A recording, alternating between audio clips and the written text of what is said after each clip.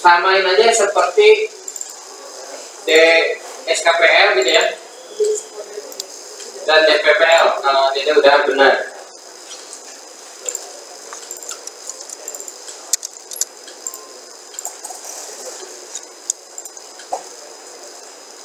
Gitu ya. Oke, ini dilihat seperti yang di SKPL, seperti di SKPL. Kemudian waktu DPPL ada kayak SKPL nggak di bagian sebelah sini ini? Program diploma Institut Teknik Informatika, program diploma Institut Bogor 2016. Enggak. Soalnya kan kalau di SKPL ada, di DPPL mah nggak ada kalau nggak salah. Nah, Dede ikut yang mana tuh?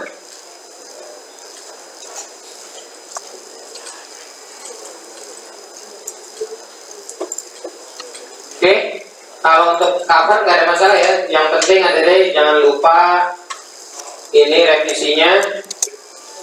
Strip aja halaman berapa sampai berapa ini ya. Dari kemarin kan sampai berapa gitu kan ya. Tanggalnya.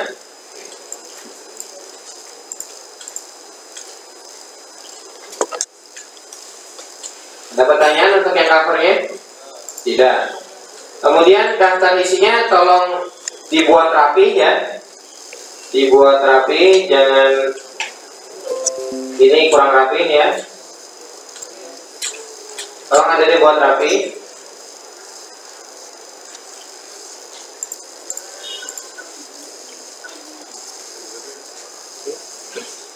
Terus kita masuk ke bab 1 pendahuluan. Rasanya isinya nggak beda jauh sama SKPL dan DPPL. Bahkan untuk lingkup permasalahan mungkin ada tinggal plug gitu ya. Bagian definisi dan singkatan seperti biasa diisi dengan definisi dan singkatan yang ada di dokumen ya. Seandainya SKPL, DPPL itu ada di dokumen ini, maka beri penjelasan. Berikut juga dengan aturan penulisannya. SKPL, DPPL, dan DUPL. Perhatikan bahwa konsistensi dari pengkodean sistemnya harus ada di dalamnya gitu ya. Jangan di sini di DUPL nama sistemnya YYY gitu ya. Ternyata kamu bikin ada Z juga gitu, subsistem katanya. Jadi yang penting konsisten ya, konsisten dengan pengkodeannya ya. Jangan di atas ditulisnya apa, di bawah ditulisnya lain gitu ya. Ada pertanyaan? Kalau tidak ada saya lanjut untuk referensi. Referensi yang digunakan untuk membuat dokumen ini. Kalau ada yang merujuk SKPL ya berarti SKPL-nya ditulis, dan yang ini DPPL-nya juga ditulis gitu ya. Kalaupun ada yang merujuk pada DUPL, mungkin tugas kakak kelas atau DUPL dari yang lain, boleh ada deh masukkan juga. Jadi SKPL, DPPL adalah dokumen yang dirujuk dari sebelumnya ya. Punya sistemnya bukan sistem penguji ya, tapi sistemnya si yang buat sistem gitu ya. Sedangkan DUPL boleh ada juga rujuk kalau ada menggunakan referensi DUPL dari yang lain.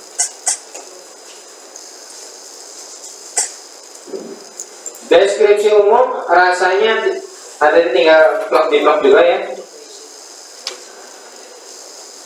Sekarang kita masuk ke bab 2. Di sini ada tuliskan perangkat lunak pengujiannya. Jadi perangkat lunak yang ada digunakan. Boleh jadi kan nantinya ternyata ada yang menggunakan sistem operasi Linux Kemudian adik bilang, oh ini error semua gitu kan. Padahal di DPPL-nya mensyaratkan minim, pakainya Windows misalkan gitu kan. Ya berarti yang salah pengujinya gitu ya. Jadi mesti dibaca dulu di DPPL-nya. Dia membutuhkan syarat minimum apa? Kan ada tuh di DPPL. Ya, softwarenya apa saja. Tapi untuk memperjelasnya adik tuliskan juga fakta perangkat lunak yang adik gunakan ketika menguji. Jelas ya? Jadi ini sistem operasi yang digunakan adik-adik ketika menguji. Oke? Kemudian ini perangkat kerasnya. Oke? Ini perangkat kerasnya. Kalau tadi perangkat lunaknya, ini perangkat kerasnya. Terus material pengujian.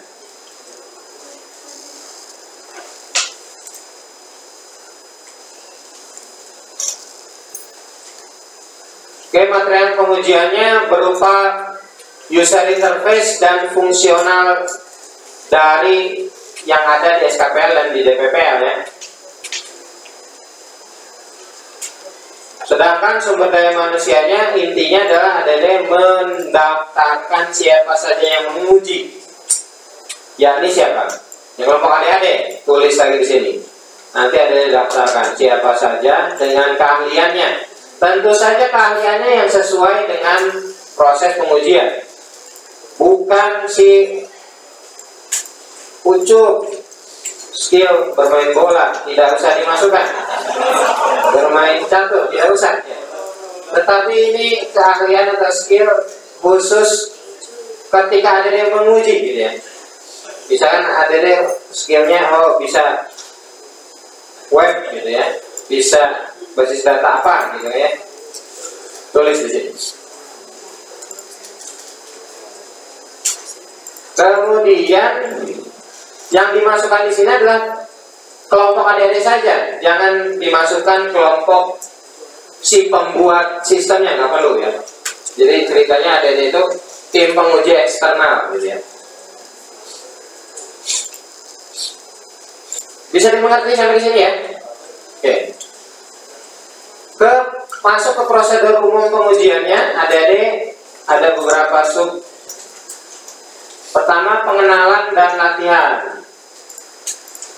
Nah, adik-adik tuliskan di sini nih, apakah ketika adik-adik menguji itu terlebih dahulu diberikan training oleh si kelompoknya?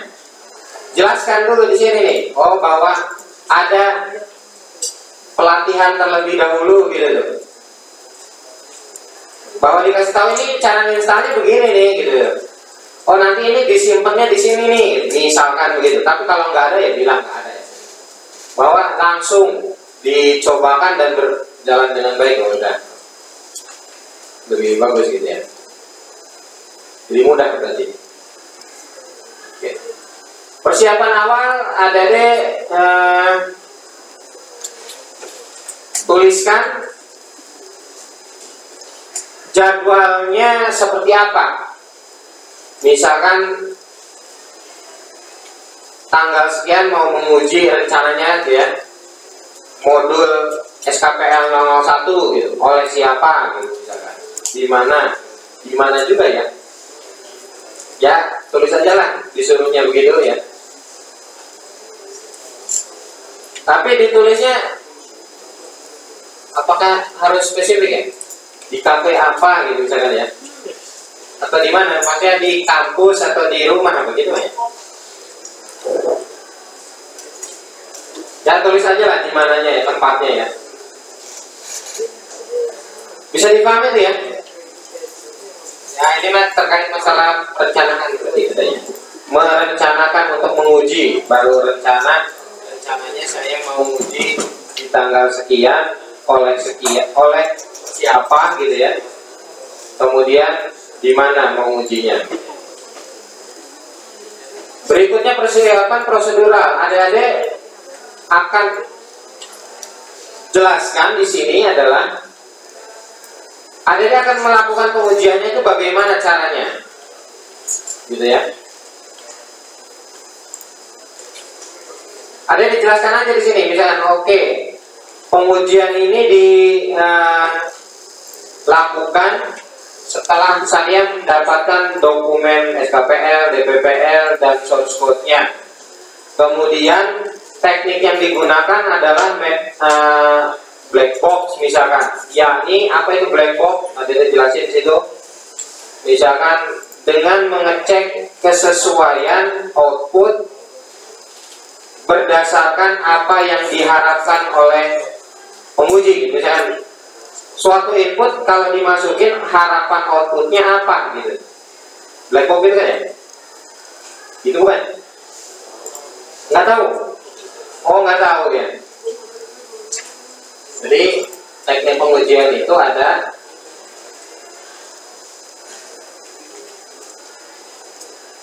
pendekatannya aja sini ya.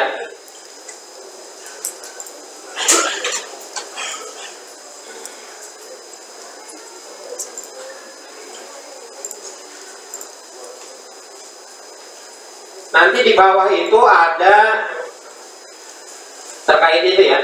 Ada yang namanya tingkat pengujian, ada yang namanya jenis pengujian. Tingkat pengujian ini silakan ada cari referensinya ya. Kali-kali saya keliru nih. Tingkat pengujian itu ada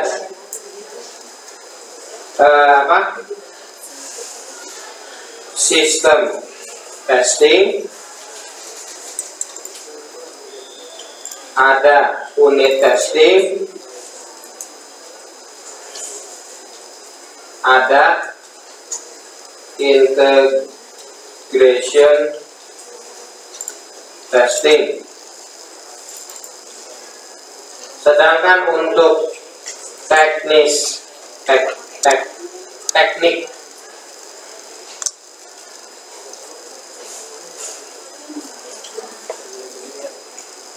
atau jenis atau pendekatan untuk pengujiannya, jenis atau teknik atau pendekatan gitu ya.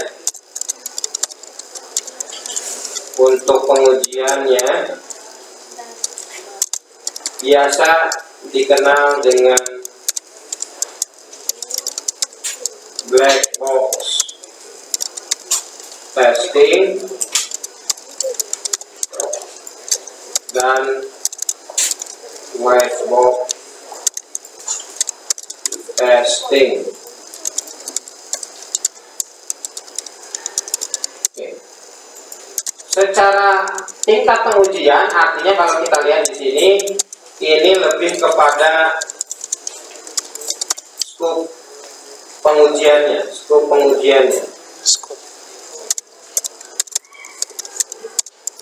Kalau yang sistem ini berarti yang diuji adalah secara global, sistem secara global. Tetapi kalau unit testing berarti yang ada diuji fungsionalnya, masing-masing fungsi atau modul. Ya, unit-unit dari sistem gitu ya. Misalkan satu sistem punya modul A, B, C. Nah, Dede cek tiap modulnya, atau suatu sistem punya fungsi A, B, C. Nah, Dede cek masing-masing fungsinya itu berjalan benar atau tidak gitu. Unit testing. Sedangkan kalau integration testing yang dicek adalah terkait masalah pengintegrasian. Jadi misalkan adik-adik punya sistem A, kemudian adik-adik tambahkan modul. Jadi misalkan sistem A-nya itu udah berjalan dengan modul A dan B. Kemudian adik-adik mau tambahkan modul C, di mana modul C ini ada kaitannya dengan modul A, misalkan saja seperti itu ya. Nah, apakah dengan penambahan modul C itu sudah berjalan baik gitu ya? Artinya proses integrasinya bermasalah enggak gitu? Jangan-jangan dengan menambahkan modul C itu malah jadi ngerusak yang lain, atau malah tidak berpengaruh gitu dengan fungsi atau modul yang lain. Jadi yang dilihat di sini adalah masalah integrasinya. Nah, untuk pendekatan pengujiannya, black box testing itu maksudnya adalah menguji jika ada inputan itu berarti sesuatu yang dimasukkan ya. Apakah keluarannya sesuai jika kita berikan inputan, jika diberi suatu inputan, apakah outputnya sesuai dengan harapan? Apakah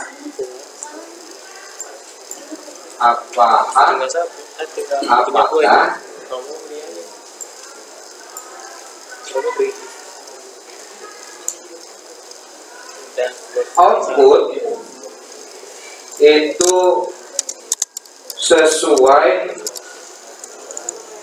harapan?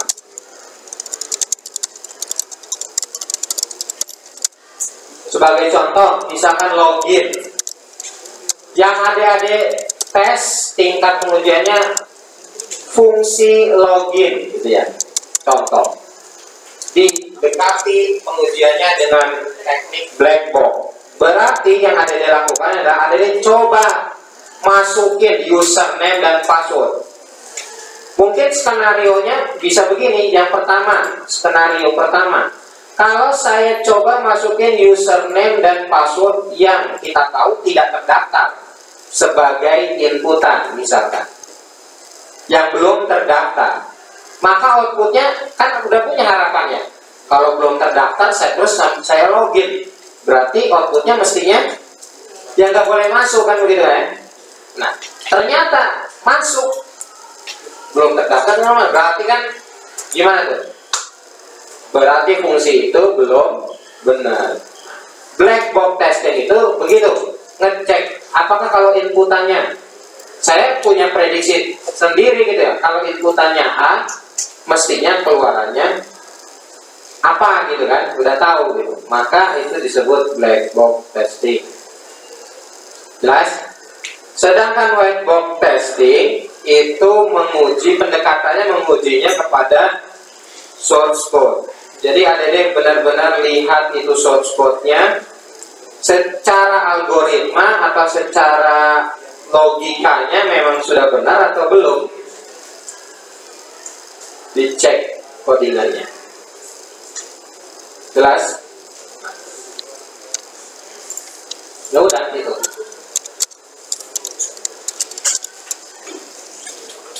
Balik lagi. Persiapan perangkat keras katanya. Ya, jadi jelaskan saja. Perangkat kerasnya butuh apa? Barangkali ada di antara adik yang bikin sistem yang perlu menggunakan alat yang tidak biasa. Contoh misalkan perlu barcode, scanner misalkan. Ternyata karena adik bikinnya sistem point of sale misalkan. Atau adik bikin sistemnya yang mesti touchscreen misalkan gitu ya, barangkali ya. Kalau nggak ada mah ya yang biasa aja, apa yang biasanya diinginkan. Persiapan perangkat lunak adik yaitu jelaskan tadi software yang ada adik bagaimana teknis persiapannya itu. Oh, saya menguji itu, saya jalanin dulu software XMPP misalkan, memastikan web servernya nyala, kemudian dipastikan juga MySQL-nya nyala, gitu, aktif gitu maksudnya ya. Nah, kalau adik-adik nggak perlu tekniknya web box, yang nggak perlu install Dreamweaver kan ujinya ya, ya nggak? Oke, jelas maksud saya? Disesuaikan dengan langkah pengujian aja deh ya. Apalagi kemudian pelaksanaan pengujiannya. Nah, bagaimana? Pelaksanaan pengujian akan dilakukan dengan menjalankan skenario yang sudah ditentukan di rencana. Apa rencana skenarionya? Ini ada didefinisikan di bab 3. Oke? jelas ya. Bab 2 ada pertanyaan? Kalau tidak ada, langsung ke bab 3. Bahwa di sini bab 3 adalah merencanakan pengujiannya atau skenario ujinya. Skenario ujinya. Ada ini buatkan dalam sebuah tabel. Tapi yang perlu saya ini kan cukupin aja nih. Mungkin beginilah, biar kita samakan saja. Karena ini kalau saya lihat di tahun sebelumnya formatnya berbeda juga gitu ya. Jadi biar sama aja ini mah. Saya memandangnya gini, kelas uji kita isi saja dengan pengujian antarmuka dan pengujian fungsi. Jadi cuma ada dua. Nah kalau pengujian akun ini gimana ya? Oke. Jadi pengujian antarmuka yang nantinya adik-adik uji adalah DPPL. Yang pengujian antarmuka adanya di mana? Di DPPL kan. Nanti yang ada yang tulis di sini adalah kode DPPL-nya ya, jangan SKPL gitu. Boleh aja ada tulisnya SKPL atau DPPL gitu misalnya. Jadi kalau ketika pengujian antarmuka ada DPPL 001 itu tentang apa gitu ya. Tingkat pengujiannya pengujian sistem. Jadi begini, untuk kelas uji pengujian antarmuka tingkat pengujiannya ya udah aja pengujian sistem. Tetapi kalau pengujian fungsi tingkat pengujiannya pengujian unit aja semua gitu ya. Jelas deh? Nah, kalau jenis pengujiannya terserah deh mau pilih black box atau white box. Kalau ada yang mau ujinya itu ngelihat codingan berarti pakai white box. Tapi kalau ada yang mau coba-coba aja inputannya begini, outputannya apa gitu, nah itu black box. Black box. Tapi kalau ada deh inputannya apa, outputnya nggak tahu juga ya, itu namanya gray box kan ya. Abu-abu ya, adanya juga nggak tahu outputnya apa kan gitu ya. Grey. Ya, maksudnya adanya udah tahu outputnya kira-kira apa gitu. Oke, kemudian dikasih jadwalnya itu tanggal berapa gitu ya. Ini kan baru rencana ya, rencana. Terus ini ada didaftarkan. Sehingga misalkan sebagai contoh begini, di SKPL ada 5 fungsi. Di DPPL-nya ada 5 fungsi, juga gitu. Sorry, SKPL-nya ada 5 nomor, 001, 02 sampai 05 gitu ya. Di DPPL-nya ada 001 sampai 005 juga. Berarti ini ada berapa rencana pengujian? Minimal. Ada berapa berarti? Oh 5 10 ya. Kan pengujian antarmukanya 5, pengujian fungsinya 5 berarti kan ya. Kan tadi dibilang pengujian antarmukanya yang DPPL, pengujian fungsinya yang SKPL gitu aja ya gitu ya. Minimal 10 deh. Tapi kan boleh aja ada yang mengujinya itu skenario ujinya tuh di login. Tadi ada yang pertama pengujian fungsi untuk fungsi login misalkan ya. Skenario pertama saya mau menguji kalau nih username passwordnya coba saya masukin yang belum terdaftar, apa outputnya nantinya kan gitu kan. Skenario kedua, jadi tuh fungsi dengan satu fungsi bisa aja skenario nya lebih dari satu gitu. Skenario pengujiannya. Misalnya skenario keduanya, coba saya masukin ini username sama password yang sudah terdaftar, apa yang akan terjadi misalkan begitu. Jelas? Jadi minimalnya adalah sejumlah SKPL dan DPPL yang ada. Tetapi boleh lebih, bisa lebih gitu ya. Jelas ya? Oke. Kalau udah jelas, kita masuk ke bab keempat. Bab keempat itu adalah hasil ujinya. Ada buatkan masing-masing tadi kalau minimal ada 10, bikin 10 kayak beginian.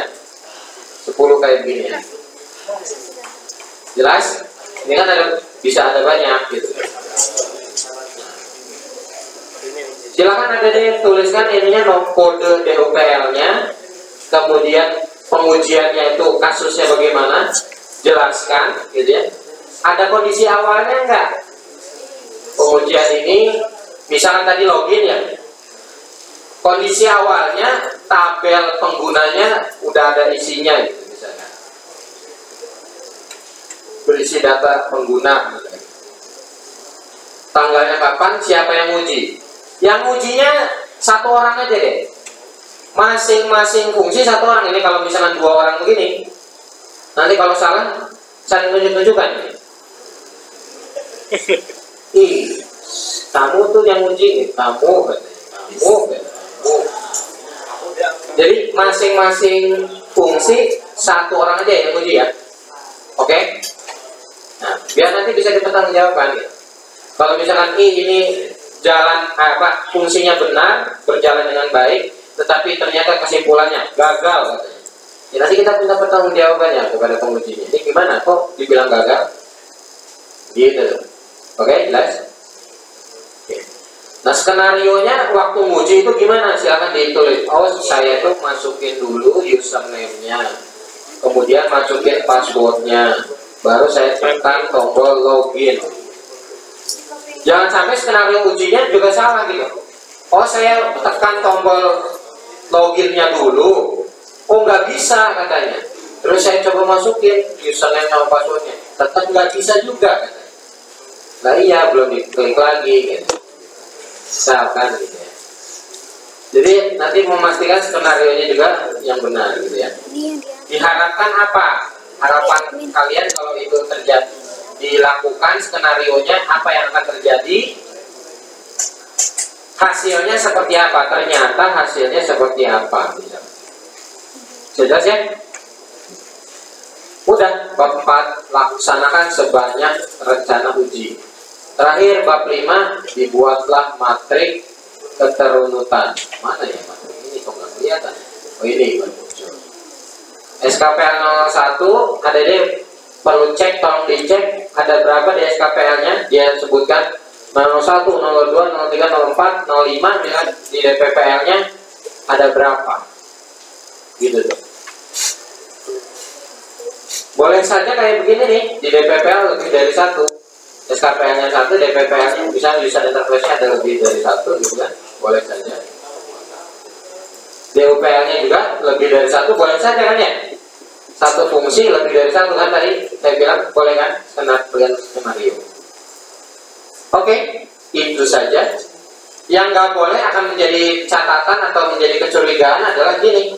Di SKPL-nya nggak ada, tapi kok di DPPL-nya ada gitu. Misalkan 003, SKPL 003 itu nggak ada, tetapi di DPPL-nya untuk menggambar itu ada gitu. Kan aneh kan?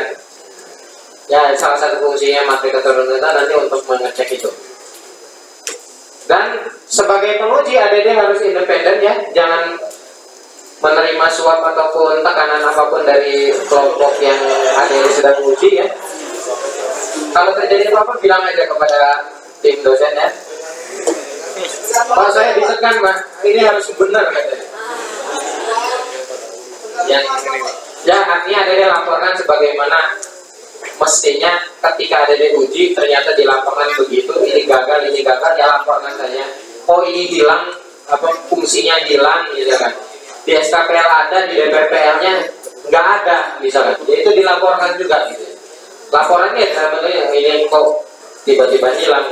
Ketika di cross check saya salah tulis kelupaan Pak. Nah itu salah pengujinya berarti ya. Oke, bisa diterima, bisa dicerna, bisa dikerjakan nantinya gitu. Ada pertanyaan? Ya.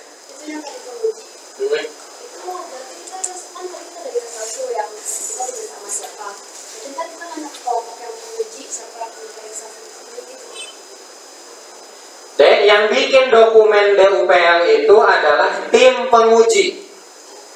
Oh, kita bikin buat kelompok kan? Iya, kamu bikin dokumen ini untuk kelompok yang sedang kamu uji itu. Bukan kamu bikin dokumen ini. Jadi misalnya kelompok teman kamu udah uji, mana hasilnya? Saya bikinin, enggak gitu. Kamu bikinin dokumen ini, hasil ujinya bagaimana? Jadi hasil dari RPL itu SKPL dan DPPL kelompok kamu yang buat, tapi DUPL-nya kelompok lain yang buat gitu. Jelas sampai di sini dah? bootstrapping. Bootstrapnya Sudah tidak ada lagi? Kalau tidak ada, ini dikumpulkan minggu depan. Ya. Nah, ini dikumpulkan minggu depan. Tidak perlu dijilid, masih revisi pertama ya. Nanti minggu depan kita lihat secara format ada kekeliruan atau tidak. Kemudian yang perlu ada dikerjakan hari ini dan dikumpulkan adalah yang ini. Untuk belajar untuk melengkapi yang dokumen DUPR-nya, kami meminta adik-adik untuk membuat secara apa ya, tulis tangan aja ini ya, di kertas, nggak usah diketik, tulis tangan. Formatnya seperti ini. Tulis pengujian tahap pertama, tim pengujinya siapa saja, ini kelompok yang diujinya siapa saja, gitu ya. Jelas? Nama sistemnya apa? Ini sistem tentang apa? Gitu aja ya. Jelas kan gitu. Kayaknya ini gak ada masalah. Ini bisa dilihat dari SKPL dan DPPL-nya kan? Oke. Ini juga bisa dilihat dari SKPL dan DPPL-nya. Ini yang masa kamu sendiri nggak tahu ya. Gitu ya. Sekarang tinggal yang ini nih. Kode fungsi. Berarti nanti lihat dari SKPL ya. Dan DPPL-nya, iya nggak? Tadi itu sama aja, ini kayak rencana, sama aja ini kayak mau bikin yang rencana uji tadi itu ya. Ya hitung-hitung adik-adik kecil lah begitu ya. Yang penting sekarang yang adik-adik perlu ini kan adalah rencana ujinya dulu. Fungsinya apa? Skenario ujinya, inputannya kira-kira apa? Gitu tuh. Oke. Input salahnya kayak gimana? Gitu. Kemudian outputnya bagaimana? Mestinya outputnya juga ada dua ya Bu ya? Enggak? Kan, kalau input benar outputnya seperti apa, input salah outputnya seperti apa gitu. Tambahin lah ya. Suka nambah-nambahin. Ya? Udah dua mana? Input benar, input salah. Output benar, output salah mestinya gitu. Udah ada. oh iya Pak.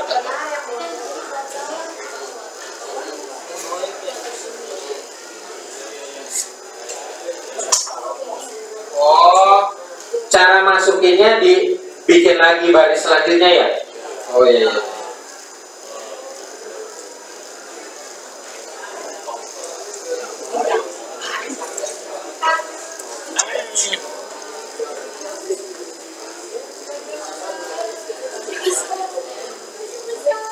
Ya udah, oke. Oke.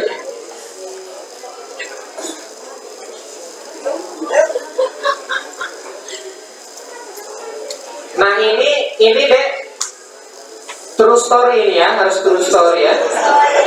Nah ini cobain ke aplikasinya ya. Kalau sudah berhasil bilang berhasil, kalau gagal bilang gagal, kalau belum dia bilang belum. Gitu. Harapannya sih 75% adik-adik itu udah gitu ya, gitu ya. Maksudnya udahnya itu bisa udah berhasil, udah belum gitu ya. Bisa gagal gitu. Tapi harapannya sih ya udah berhasil gitu. Ya. Saya dikit.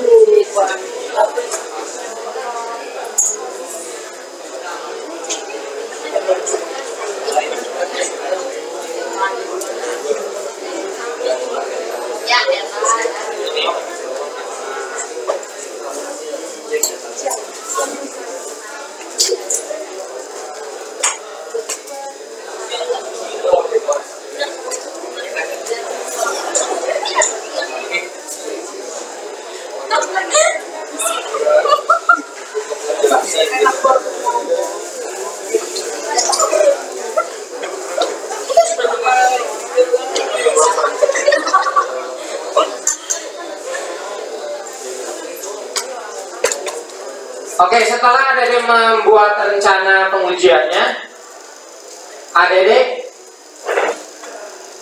kasih kritik dan saran. Berarti ini perbedaannya Pak. Kalau kritik berarti yang pedes-pedes ya? Ya.